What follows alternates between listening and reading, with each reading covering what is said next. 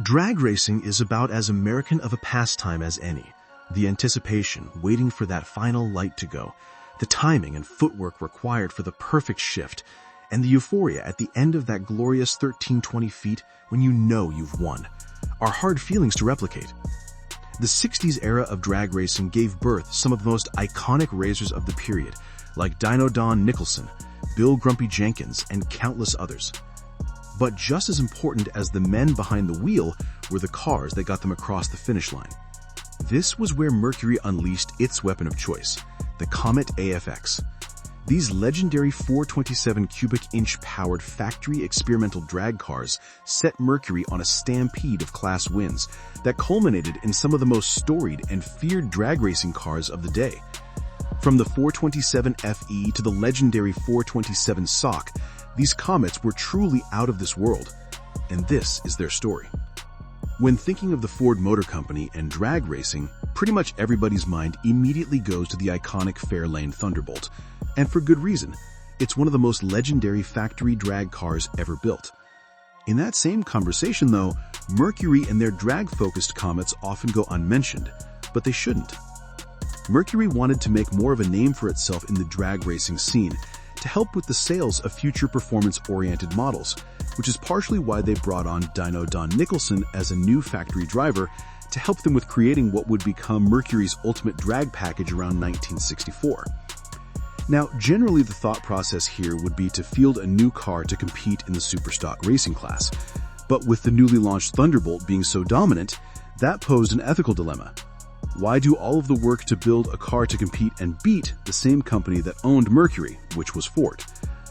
Alas, a superstock run of cars for the Comet didn't really make a lot of sense for Mercury, who then pivoted the majority of their efforts to creating a drag car for the AFX class.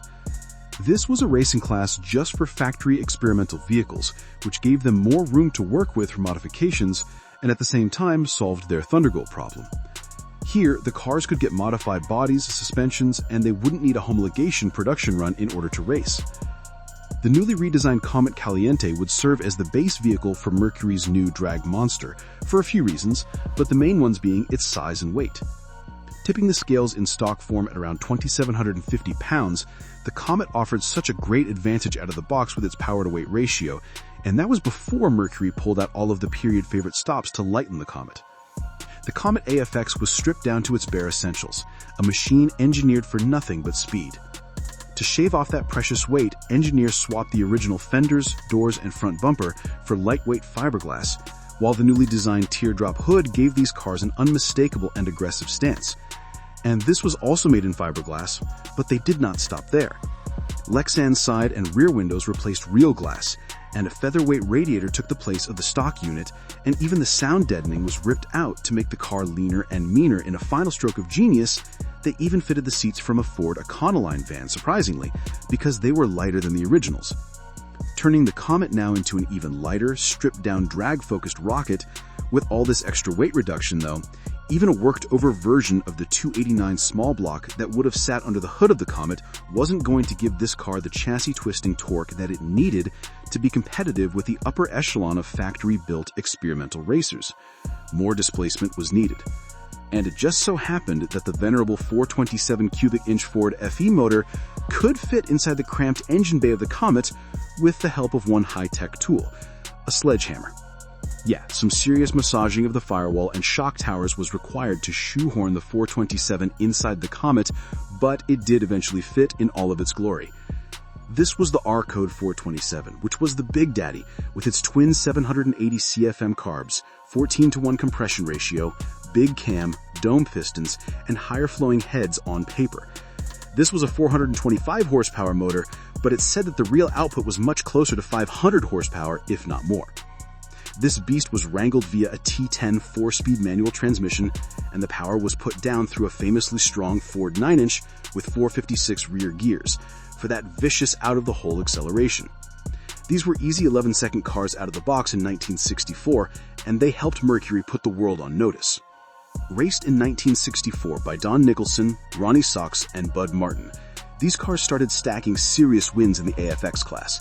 Heck, Don Nicholson clocked 63 race wins in 1964 at the helm of the Comet, just to show you how insane these cars were. And the best was yet to come. While there were only about 20 AFX Comets built with the 427 for the 1964 model year, the cars were turned for 1965 with some serious changes. The first of which being the newly redesigned exterior of the Comet drag cars, which were now based on the Comet Cyclone rather than the previous Comet Caliente. This next iteration of factory experimental Comets included the previous AFX cars as well as the new BFX cars, which featured a Hypo 289 under the hood. Now, the BFX cars were essentially a separate division inside the factory experimental class that was dictated by an engine's power and weight.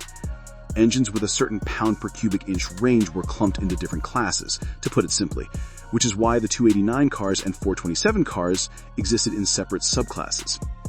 Minus the engine change though, the BFX Comets were still very much a similar build process to the initial 1964 AFX cars.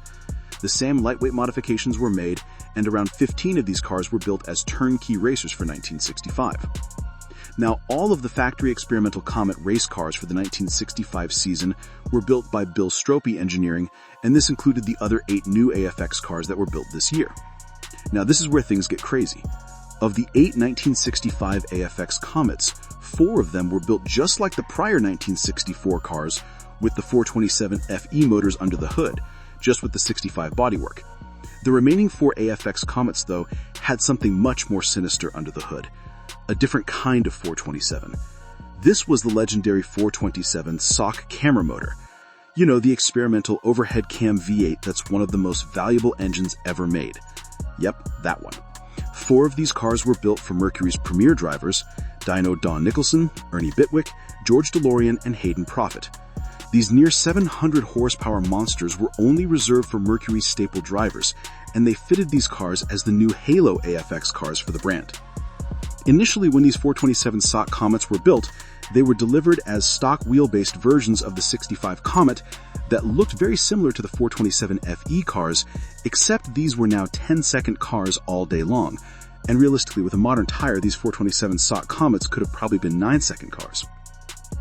Now, some of the camera Comets, like Don Nicholson's and Hayden Prophet's, were subsequently modified with the new shortened and shifted wheelbase in an effort to be more competitive with some of the new Mopars on the strip. These 427 SOHC Comets served out their 1965 factory season, stacking up a ton more wins, showing that the Comet platform was still dominant. Sadly though, 1965 was the end of the era for these factory special Comets. For the 1966 model year, the top dog Comets were now built on a fully custom tube frame chassis, which were obviously faster and better suited for their drag racing applications, but they weren't real factory car-based Comets like the 64 and 65 ones were, which is partially why these cars today, the original AFX and BFX Comets, are so valuable because they really were just a Comet built to race. And the handful of them that are left today are all multi-six-figure cars when they do come up for auction every once in a while. In my opinion, this is one of the coolest cars of the era. But I have a question for you. If money was no object and you had your choice between one of these Comets or the Thunderbolt, which of them would you choose? Comment down below. But as always, thank you all for watching another video. Please make sure to go ahead and like, share, and subscribe to the channel. It really helps us out. But otherwise, until next time, enthusiasts,